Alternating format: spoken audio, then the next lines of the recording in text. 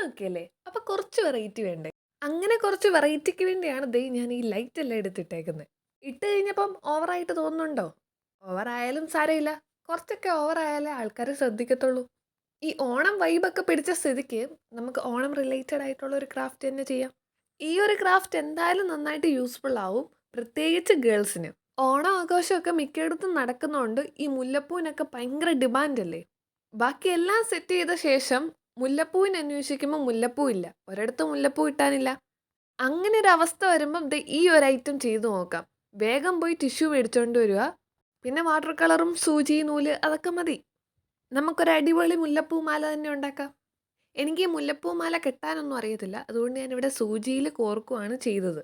നിങ്ങൾക്ക് അറിയാവുന്ന രീതിക്ക് നിങ്ങൾ കെട്ടിയെടുത്തോളൂ. പിന്നെ സൂചിയിൽ കോർക്കുന്നവർ ഒന്ന് കൈ സൂക്ഷിച്ചോണം. അങ്ങനെ മുല്ലപ്പൂമാല സെറ്റായി. ഇച്ചിരി ഒറിജിനാലിറ്റിക്ക് വേണ്ടി ജാസ്മിൻ്റെ പെർഫ്യൂമും കൂടി അടിച്ചോ.